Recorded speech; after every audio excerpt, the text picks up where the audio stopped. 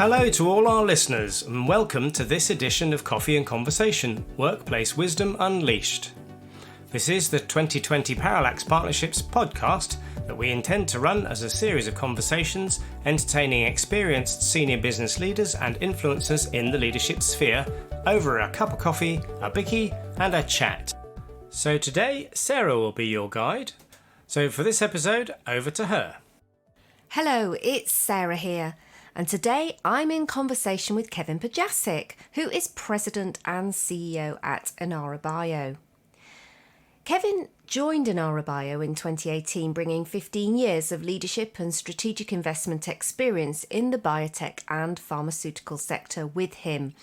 He is also a venture partner at SV Health Investors and the co-founder and executive chairman of Catamaran Bio. Kevin was formerly Chief Strategy and Business Officer and a member of the executive leadership team at Immunocore. In his role, he was responsible for shaping the company's corporate, R&D and growth strategies, as well as overseeing business development. He was also co-head of the company's Infectious Disease Unit and helped lead the Bill and Melinda Gates Foundation investment of up to $40 million. Prior to joining Immunocore, Kevin was president and CEO of Quartet Medicine, a company he co-founded in 2013 while an entrepreneur in residence at Atlas Ventures. And he also held senior executive, R&D and corporate development roles at several other venture-backed companies.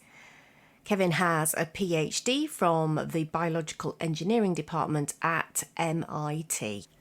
Over the past few years, Kevin has been deeply immersed in both exploring and the implementation of what are called next stage principles in organisation, the movement away from a traditionally hierarchical structured organisation into one which is self-managed by a network of teams, and one in which, as you will hear, humanity is right at the heart of. So I wanted to understand from Kevin just what had inspired him to embrace this sometimes rather radically different way of working, and also to hear some of his war stories that he has collected along the way. So let's go over right now and join my conversation with Kevin. Hello, Kevin. Welcome to Coffee and Conversations. Thank you, Sarah. It's a deep pleasure to be here with you today. Well, I am delighted that we are going to be able to spend some time talking about one of my favourite topics today, and that's your experiences with exploring and implementing next stage thinking in the organisations that you've been working with. So without further ado then, let's just dive straight in and begin the exploration. And I suppose I was thinking about, I know you and I have been having conversations about this for some time now, but it would really be good to hear about how you first became interested in next stage thinking, and particularly what ideas really appealed to you. No, I think that's a great place to start, at the beginning in some ways. I think for me, and I wonder if maybe this might be a common theme for folks, my initial entree to this was driven primarily by a belief that there must be a better way. In the organizations and companies I'd been in before, there was something left wanting. And so it was really a desire, an exploration, a search for what could be a better way. And so I think nicely this happened to coincide with my move to the UK 4 years ago. So I'd been a first-time CEO in a venture-backed biotech in the US. The opportunity to move out of that role and move family in our life is a great time to reflect and consolidate on what's important and where the learning edges are. And I felt like, something inside of me was saying, I need to explore this, and there's got to be a better way. And it just so happened that as I started that journey, the company I ended up at, we working with a sort of a brilliant thought partner at that company, were able to go on our own journey of setting up a division in that company to put some of these practices to work. And I think, in seeing the need for finding a better way and then experimenting with the concepts of next stage organizations in a safe space and an established company, I think really sort of opened that door for me to see, how some of these concepts can really put to work, and the benefit they can have for the people on the team and the productivity and whatnot. So that to me was sort of the start of the journey and the road in, if you will. Perfect timing then, the alignment of the stars in some way. Indeed. Yeah. And now we're going to delve into more detail about some of the core elements that allow, I think, a leader to bring next stage thinking into practice. But maybe just as a little bit of context, you could pick out some of the highlights of how you've tried to implement this in your working life since that time, and then we'll go into some of the deeper bits. Yeah, definitely. And I think, for me, it's been the thing that resonated with me first in these concepts of these next stage organizations was this concept of autonomy. And it's sometimes described as self-management, but basically the idea that, autonomy is a fundamental driver of human motivation and fulfillment, and the ability to grant, maintain, cultivate autonomy in your team members helps them feel fulfilled and happy, and through that makes makes the organization, the team, more productive. And I think there's something in me that has a deep sense of wanting to have control and influence over my own time and how I spend it. And at times that can be, you could see how a deeply held feeling of that could be bristled in a larger organization or a more traditional hierarchy-driven organization where, you're feeling like your time is being you're being more told what to do, if you will. So I think for me that was the journey in, and the thing that resonated first, I guess, as I've spent time thinking about this and putting it to work, I think the other components have really come to the fore. And so I think the idea of being a purpose-led organization, having a set of resonant values that are really authentic to the people in the organization and deeply mean something is something that I've developed a better sense for over time. I think coming into this, you could say, yes, I understand values are important. Yes, I have values, but until you really feel that inside of you and have that as a motivating force in how you do the work and how you organize your teams and what you measure success on, I think that's a journey I've gone on and have a deeper sense of now.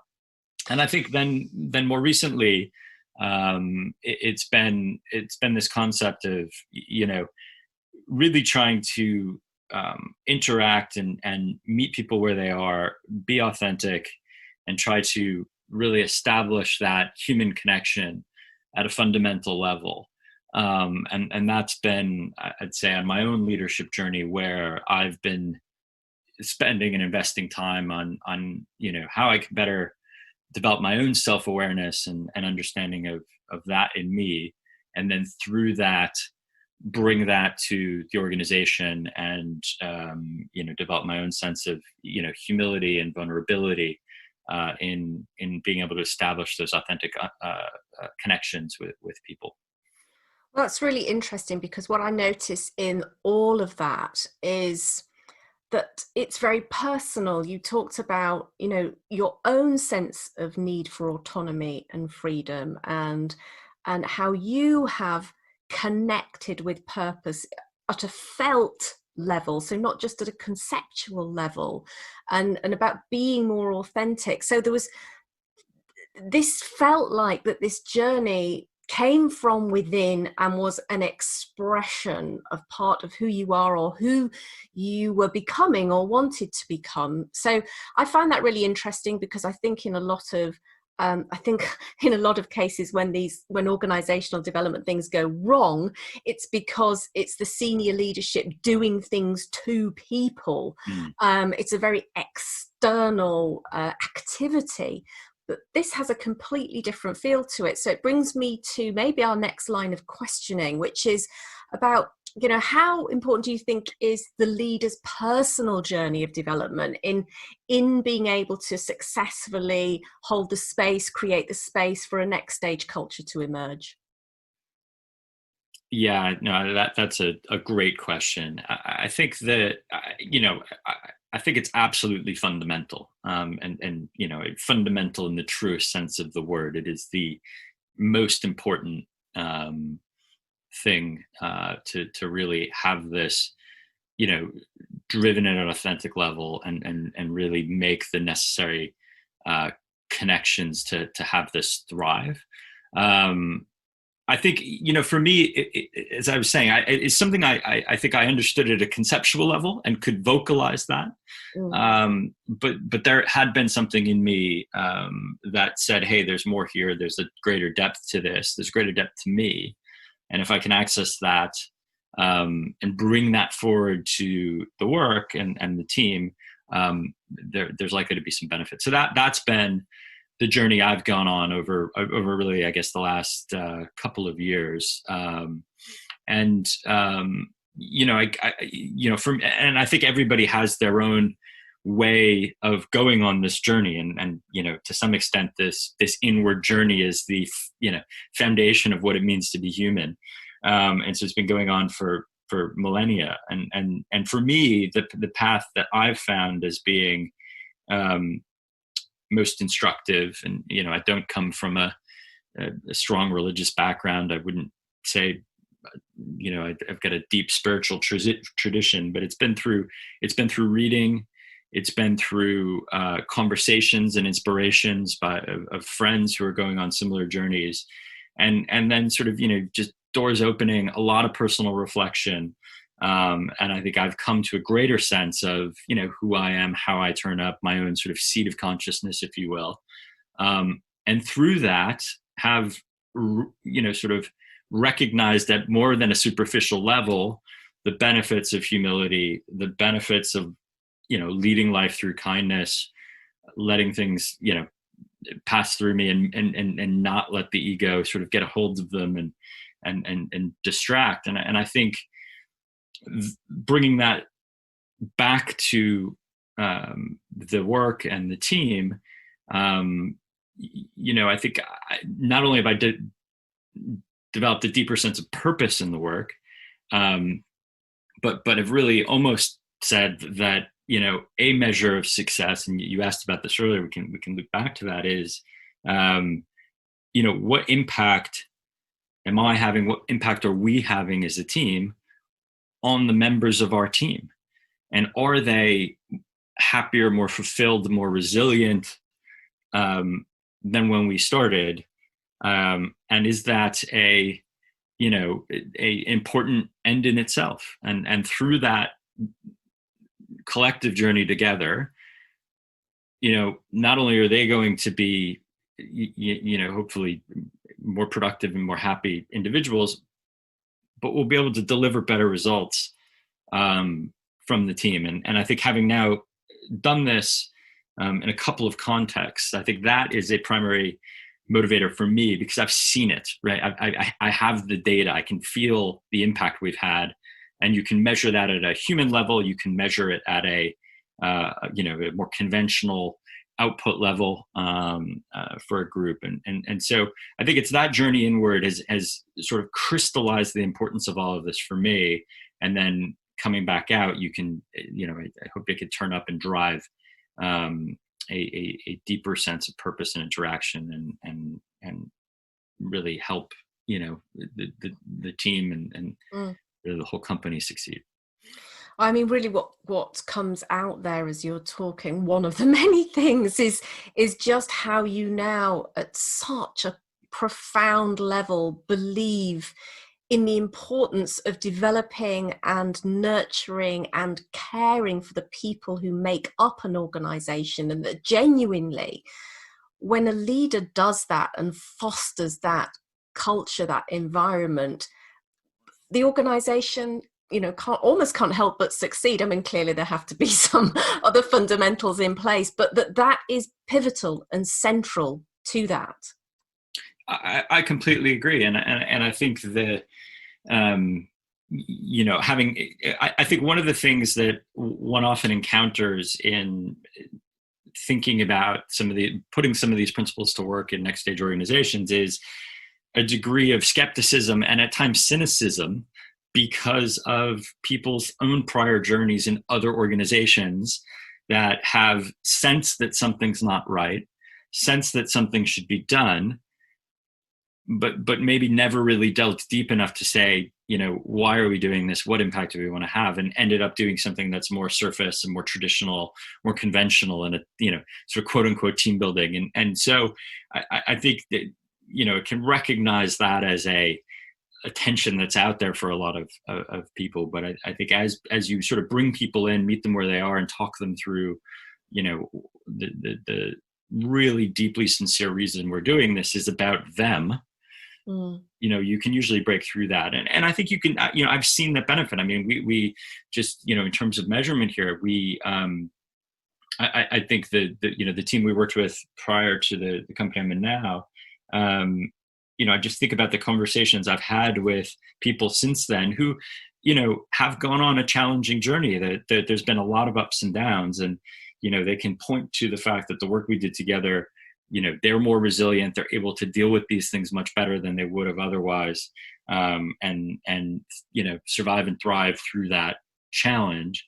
And then just from from a conventional metric standpoint, I mean, the company we were working in had a 15-year history of working on the technology we were developing, and a lot of, sort of ideas and thoughts on the way it should be done. And, to think about the work slightly differently, to innovate on how we work, we were able to deliver, sort of product candidates at, 6 to 9 months shorter timelines with a fraction of the human capital and financial capital, and to the, I think the astoundment of the rest of the organization. And so I think, at many levels, I think this way of being, a way of working, starting with, the people first, as you said, pays dividends for the organization. Well, people are obviously going to be really interested in hearing what you've just been saying about the impact, and are going to want to know more about how you did that. And I want to dive in and unpack some of that in a moment. Mm-hmm. But I guess there's just one more question I'd like to ask about almost like the internal journey. And the change you see in yourself between, I think you mentioned a 2-year time frame where you've really been deeply engaged in your own development.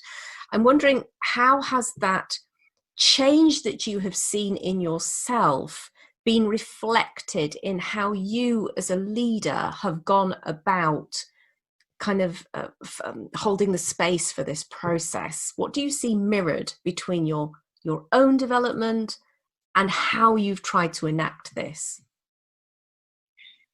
Yeah, I think for me, it's been, the inward journey has been about, that fundamental human desire to know oneself better. I mean, that I think is the primary motivation. But I think in doing that, one of the things that I've uncovered, and I think this is quite common, is there are blockages that are in there that have probably been there for a long time, right? Going back to childhood, going back to various points in our lives. And I think oftentimes those are the things that hold us back. And they're in there, you kind of know that you're doing these things, but you never really get in touch with that and never really do anything about it. And so for me, I think there's been recognition that there have been things holding me back. And at times I've been,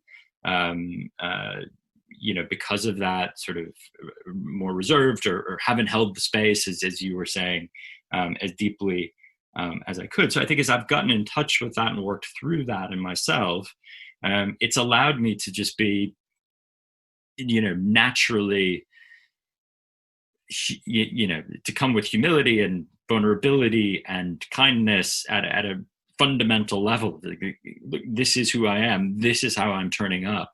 This is what's important to me in developing individuals and developing our team. And I think there's a depth, recognizing that depth, working through some of those blockages that I had, I think then brings just a deeper level of authenticity to it. And again, I think that it is a fundamental level of authenticity. It is who I am. And I think then that, my senses, and we're still early days in our experience at the company I'm in now, but my sense is that that's meaningful and it resonates with people, and it's refreshing, I think, to people who perhaps have been on a more conventional journey in conventional organizations and come with skepticism or cynicism. And so it's intangible in some ways, but I think it does come from just turning up as who you are and being able to interact with people from that place. And there's no layers, there's no masks, there's no, much less of a voice in my head saying, "Oh, I wonder what everybody's thinking." It's more of a, this is where we're at. Let's go. I think I'm stealing from a very famous quote when I say this, but in doing this, you're unconsciously giving other people permission to do the same, which, of course is such a liberating, freeing thing to be able to do, and of course enables and is essential as part of often this kind of next generation way of working. But yeah, absolutely. And I think really at the core of this, next generation way of working is the concept of leadership as service, right? I mean, that's another quote from somewhere. But leadership is not something you're given because of your stature and your hierarchy, and it is a deeply personal drive to be of service to others. And I think getting in touch with that, recognizing that, embracing that, developing that is the path to, I think, being a really, truly effective leader in anything you do, right? In any endeavor. Okay, well, thank you for that. And I think what we would really benefit from hearing about now is some of the more the kind of the practical, the external applications. So you mentioned you've been working with these principles in 2 different iterations, 2 organizations that you've worked in. Maybe we could start with the first and Sure. Get a little bit more of an idea of the project you were running, and what your intent was. How did you start to introduce these principles in that context? Yeah, and I think in retrospect, it was a very good place to start, a safe place to start, which it's often important for being able to experiment, fail, and find your own way. And I think one of the key lessons for me in all of this is that there's inspiration out there in these next generation ways of working. I mean, we've spoken a lot about the Lulu book and other literature, but the key is to make it your own, and to do that for your organization, for your team, for you as a person, has to be true to that. And so I think that's been an interesting lesson as we've gone through this. But just go back to your question. We started with building an organization within an organization that roughly the 30-person size, probably as we got it going, grew maybe up to about 50. So reasonable size. Half the people were from inside the company that we were working in, half were from the external. And it was a great sort of mix of diversity, of background, of gender, of beliefs, of experience. So really a kind of a true, a great foundation for this kind of work. And so for us, I really think the idea was, look, we want to work differently. We've all come to this with our own journeys and sense tensions and prior ways of working. Folks earlier in their career, maybe less so, but in a lot of ways are completely open to, exploring new ways of working. And I think for us, it was just starting with some conversations of what does this mean? What does this mean to us? What is our purpose? How do we turn up? How do we help each other in delivering on this? And then sort of sensing and responding. And I think that was one of the things that was also clear, is that, you could go in with a plan, but if you're not bringing people along, then you've got to adapt.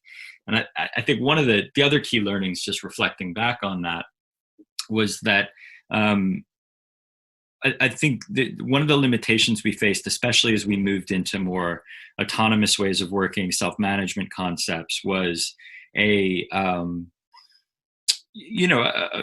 a fairly fundamentally driven human behavior that manifests in our group as a lack of self-confidence, but really deep down inside is fear, and fear of failure, and fear of this just not working. And so we were able to work through that, and talked a lot about courage and what that means, and how we can support each other in that, and creating acceptance of failure, and ways of rapidly iterating decisions, and moving things forward quickly. This concept of high velocity decision making, and I think through that we're able to work through some of you're able to uncover the fundamental block, and then talk about it, and then give people some tools and concepts and frameworks to move beyond it. And so I think that's been a big learning of, it's got to be fit for purpose for the organization that you're in. It's got to be, you've got to meet people where they are, and sort of work through what those challenges are. And you've got to experiment with different tools and frameworks to help overcome some of these barriers and the resistance that folks face. Be the runners, being the point that pulls others along. I think that's been a good lesson for me as well in doing this with a couple organizations. Yeah, I mean, you really make a good point there about identifying those people who immediately resonate, because I think, again, the difference, or the more traditional tendency, is to want to apply these and dictate the flow of how communication happens, or how ideas are transmitted from above, and it's difficult to shake off very deeply conditioned ways of working that all, if not most if not all of us have experienced, and actually hand it over to understand that some of the most effective change happens virally from within, which I think is what you're pointing to there.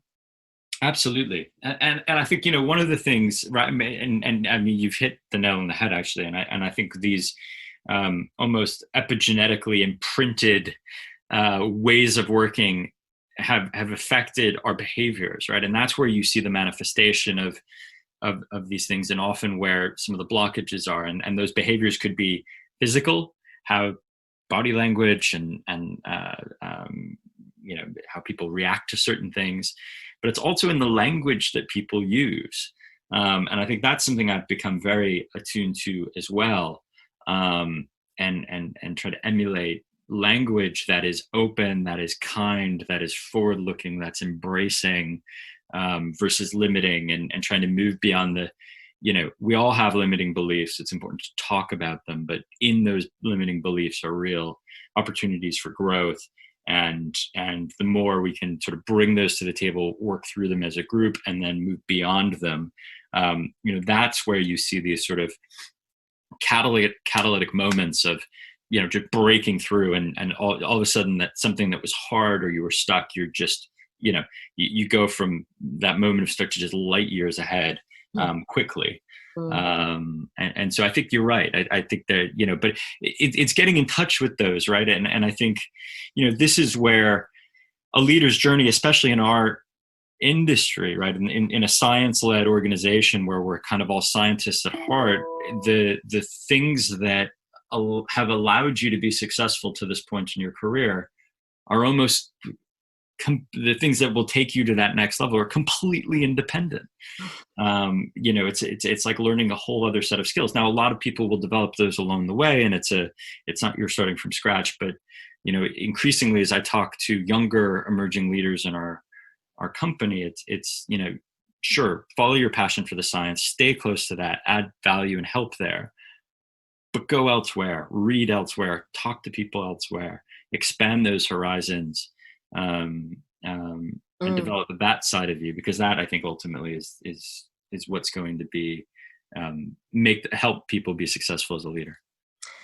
So I think you explained some of the highlights of some of the changes, the behavioral changes you saw. Maybe there are others you'd like to highlight, but I know, when people are grappling with this, one of the things they want to know is, what didn't go so well, and how did you respond to that? Or even looking back now, what would you do differently? So yeah, I'm sorry, Kevin, I'm asking you about 4 questions in a row there, but no, that's okay. That's the great set of questions. I think,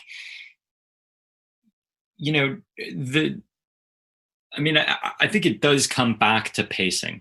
And I feel like the times so there's the pacing question, and then I think there's also a question of the altruistic nature of next generation organizations and how sometimes that meets the cold reality of running a business. So I'll come on to that in a minute, because I think there's something there. And I think as one thinks about the tensions and sort of, the edges of this thinking, where do they sit within companies and within societies, I think that's an interesting one. The pacing, I think, has been a very important lesson learned. And I think at times when we were doing this work the first time, there were times where we went ahead and we needed to pull back. And oftentimes that was, people squealing in some ways, like, wow, this is a lot, or, how am I, I'm struggling to make all of this work. So I think that for me has been a very good lesson, and to develop that patience, the ability to sense and respond. And I think it all ties back to the fundamental that each organization is a unique set of individuals, a unique purpose that will need a, bespoke solution for them. And so again, I think thinking about this as a experiment and a journey and a desire to improve the way we work, but recognizing that it's not a, off the shelf, here's a Harvard Business Review case, put it to work, and off you go. So I think that's all kind of interrelated in there and important. And so you really got to have the channels of communication to be able to listen to people and have them feel comfortable telling you that, I don't get it, or this is too much, or what about, should we be going there instead of, in one direction instead of another. So I think that's been a good lesson. And then I think, the spirit of this with people at its core is, I think a fundamentally altruistic view of organizations, of leadership, of human development as a means until itself, and an ability to deliver a more conventional end for an organization of patient benefit, societal benefit, shareholder value, whatever measure you want to use. However, I think there are times where, either, people are opting out, there isn't the right fit with members of the team and the direction the company's going. There are just the natural realities of running a business, your constraints around finances or direction of travel. And I think there has to be a recognition that you can always be true to the spirit of this, but it's not going to stop you from having to make hard decisions and making hard decisions about people and about change of direction for businesses and whatnot. And so I think there needs to be an awareness there in leaders that practice this to not lose sight of that, and to basically be able to hold both of these things in the same space and know when to, explore, ask, and probe, and when to decide and move. And I think, I'm not sure I have any answers there. It's just a tension that I feel as a leader of the company, and one that, I'm live to and try to equilibrate on daily. Yes, I was hoping you were going to give us the magic solution there, Kevin, as how you do that. But yeah. I guess it's a whole mixture of things. But I mean, very often, at least the deep awareness of the tension and being able to bring yourself very consciously to the problem is actually half the solution, I would imagine. Definitely. And I think, especially when it comes to people and underperformers in a conventional sense, I think the failure of an organization is not to is to not have taken the steps to uncover what's driving that and help them. I think so. It's very easy to say so and so's underperforming. That's fine. What are we doing about it? Why is that happening? Have we had those conversations with them? And then naturally, if we have and it's still there, then we have to move on. I mean, there has to be a situation where there's a complete recognition that not everybody's going to be up for the work, the journey, what we need to achieve. And to some extent, the needs will change as we change, right? Obviously, the work changes as programs advance. The types of the level of engagement and the types of people that will want to engage with us may change. And I think for me, we've just got to be sensitive to that. We need to do our best to help. But then when we decide to go our separate ways, we need to do everything we can to support people on their next step of the journey as well. And I often have this conversation with especially the emerging leaders in our company that says, look, you're not going to work with us forever. Right? We're not going to be around forever. We're a biotech company. I mean, these things usually play out on a 2 to 4 year cycle where it's either going to work or it's not. And then we'll either, be successful and go do something else, or we won't, and we'll go do something else. And so I think, one, having people recognize that their own career is going to be a journey with multiple stops, and two, helping people, sort of develop within themselves by leading by example of saying it's okay to go work somewhere else if that's what you feel you need to do, and let's help you do that. Or if we feel that's what you need to do, let's help you do that. So I think that's how I try to reconcile some of the concepts, I suppose. But I think importantly, it's I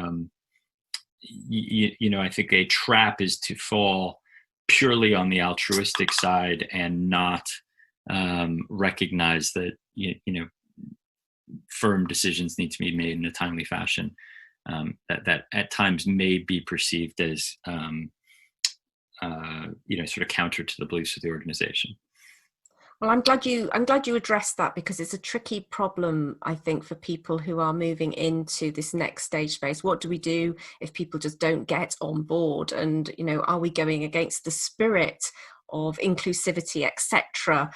If we feel we have to move someone out. But in many ways, I think a lot of very successful next stage organizations are very clear about who they are and the direction that they go in. And it's about how you help people move on to find something new if the fit isn't right for them. But you've been very clear that it's actually a very important thing to address directly and not to let fester. Absolutely, because I think if you let it fester, I mean, that is failure in almost every way. It's failure to that person as an individual. It's a failure to their teammates, and it's a failure to the purpose of the organization. So clearly that's not an option, and it is about operating within your values, but at the same time making the hard decisions. And there's actually, I think one of the things that, as I've done this, naturally have looked externally for inspiration, how other companies think about these concepts. And I think there are some good examples, in particular on this point in the tech sector. And so, the Netflix culture deck, as an example, is one where, it is about creating a great place to work, but it's also a place that, you will need to perform. And there's a recognition that it may not be for you, even if you had thought it was. And the company will do their best to help you move on when it's time to move on. And so I think there are inspirations out there of companies operating on similar principles that are helpful to reflect on as we go on our own journey. So now you are CEO of a different organisation. Perhaps you'd like to tell us a little bit about that, and as I know, you're pursuing this way of working for a second time, but in a slightly different context. So yeah, maybe you could tell us a little bit about that. And also, are you noticing as you enter into this different context, are the challenges the same, or does the context really make a difference? Yeah, I think no, it is. It's great, and it's great to have we're a young organization. We've been sort of at it now for a few years, but really are coming into our own over the last year or so since I've been involved, and because of that, and keeping in mind the pacing piece, I've tried to take a very soft is the wrong word, but almost have this emerge from within, and the way in which I've done that is thinking about the mindset of the individuals that we're hiring. So we're fortunate in the life sciences to be working on great science with great scientists, and so in some way with experience that are relevant for what we're doing. And so in some ways, that's not universally true, but that's ubiquitous and that's out there. What's much harder to find is people with the right mindset who share the views on how we want to act as an organization, our purpose, and so we've sort of let that almost emerge as we've grown the company, but been very diligent in making sure that people we're bringing in align with it. And so we did some foundational work over the last 12 months or so that I think has now set us up to be very deliberate in embracing this way of working with a very strong foundation of people already in place who, while they may not know it or realize it yet, are already doing a lot of the next stage organization ways of operating and supporting each other and being purpose-led. And so right now it's calling it to the fore. It's holding the space and making sure people realize that it's as important as the work we do as we talk about how we do the work and spend time on that. And this is, I think one of the things that I worry a lot about is complacency, and that if this isn't something that you're spending time on, that I'm spending time on, it will slip. And if it slips, the whole thing, it could really fall apart quickly. And so I think it's creating that space, holding that space, having these conversations about how we work. And what we're doing now is putting that into practice. And so, as we've just done some work around autonomy in the organization and a framework called the advice process for independent decision making. We're reorganizing our project teams away from the traditional function-led hierarchy to interdependent nested teams, and empowering new leaders to help lead that work, and creating new channels of communication, which I think has been especially challenging in the COVID era we're living through, but also a great opportunity to experiment and try new technology and new things. And so, I think we'll see where it leads us. I think we're still early on this journey, but I think having taken some of the lessons around pacing and patience, and sensing and responding what the team needs and when they need it, I'm really excited to kind of see where this goes and to see how it mirrors and drives the more conventional arc of the company as we make medicines and bring them into the clinic to patients. Well, thank you for that. And I've actually got quite a specific sector question, which may Sure. be very relevant for some organizations, less relevant for others, but I know it's a very valid and quite a common question for folk who are working in highly regulated environments. You are, because obviously the nature of distributed leadership is you're distributing power and decision making throughout the organization. You're creating high levels of autonomy. But as is the case in the biotech sector, where there are legal requirements for certain people to be able to make decisions, how does that match? How can you marry that up with the level of autonomy that is kind of inherent in next stage organizations and in distributed leadership? How do you do that? Yeah, it's fundamental question to our industry and putting these practices to work. I think, the way I tend to think about it is there are legal requirements. There are things that are necessary. People need a manager, someone to report to. I mean, there's some, from an HR and legal perspective, there are frameworks we need to underpin the company and in the work that we do, right? So obviously bringing medicines to patients requires a lot of interaction with MHRA, FDA, and other global regulators to do that. And for me, that's an expertise question, right? There are people who have done that in their careers. They have the expertise, they have the knowledge, they have the relationships, and they can come in and fulfill a role in our company to do that. And we'll seek them out and bring them in and empower them and integrate them. But I think the magic of this next stage organization concept isn't that there's a job description and you come in and that's your role and that's all you do. There's this mindset that says, actually, that's important and I can bring that to the team. But my accountability is much broader. People are counting on me to, find tensions, gaps in the organization and solve them. And so I actually think that there's quite a natural way of doing that, because everything we do it's highly technical, requires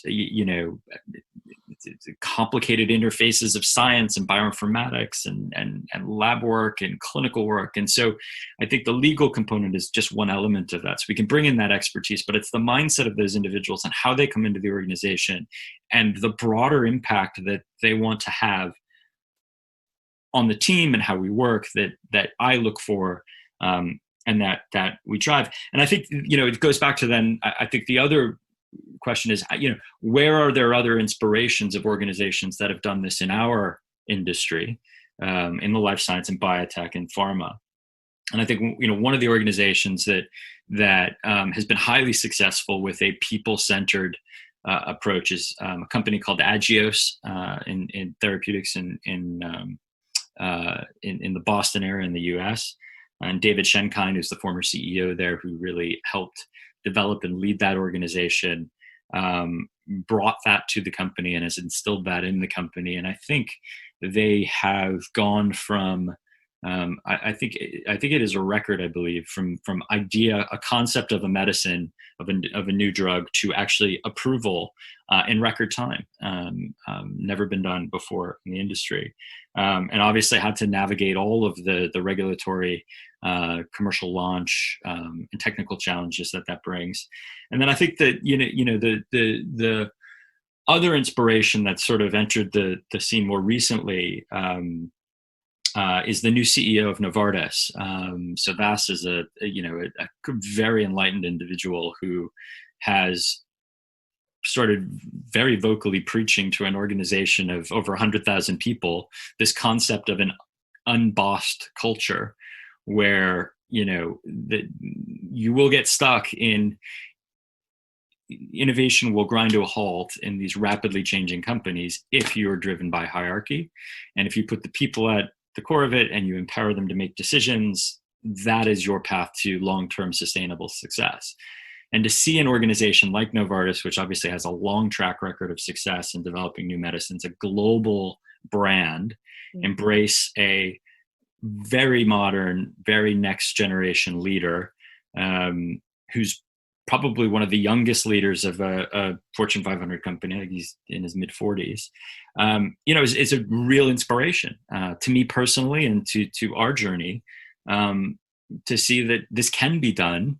It can be embraced on a level, and you can take a well-established, massive organization and lead it through a seismic change in how we operate. And again, I think that all just comes back to these concepts tie back to sort of who we are fundamentally as human beings. I think if you connect with that, great things can happen within a company.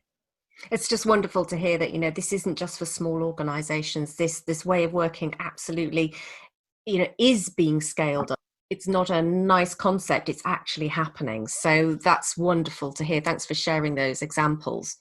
And Skess, I think my final question is, speaking of success, how do you think you're going to measure your success in your endeavours currently, both personally and on an organisational level? Yeah, I think and honestly, I think they're related, and almost and maybe entirely so in a weird way. I think I will look to success in what we do as how how other people are developing within the company. I mean, I think that's really the true measure of success, in I think the most immediate and profound sense, is the impact that I'm able to have, and that we as a team are able to have on each other, and just the happiness and fulfillment that our team members feel. And I think, for me, everything flows from that. And I think if we get that right, the more conventional measures of success will come, and they'll come in spades.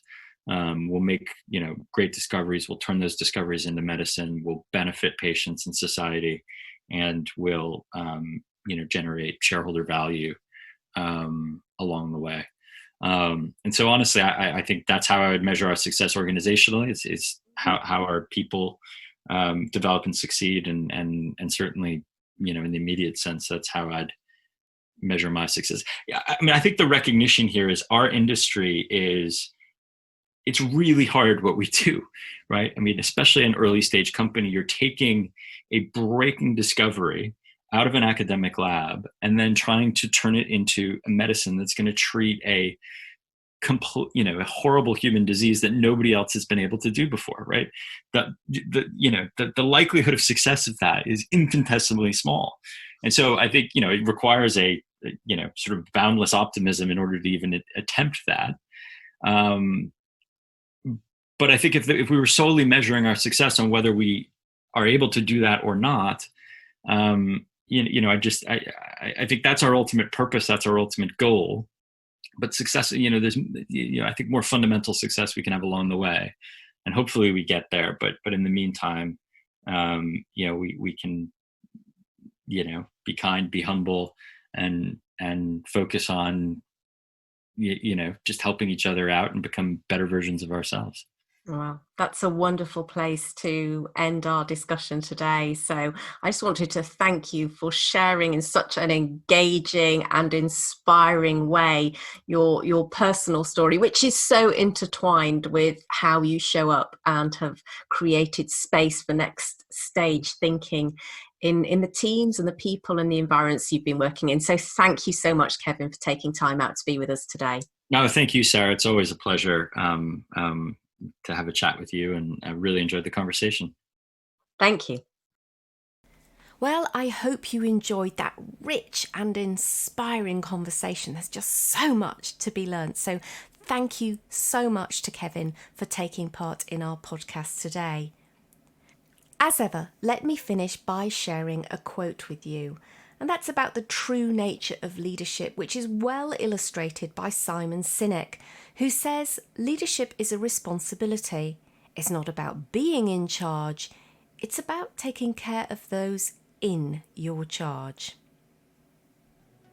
So that's all from me. Let me hand you back to Chris, who will finish the podcast for today.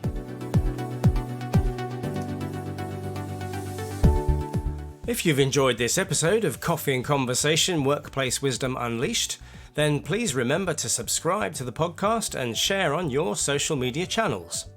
Equally, if you would like to give us some feedback, suggest future guests, share your stories, or find out more about leadership, team and organisational development, we would love to hear from you. Do contact us via our LinkedIn pages. These links can be found in the description associated with this episode. Ready to unleash your workplace wisdoms? Well, what are you waiting for?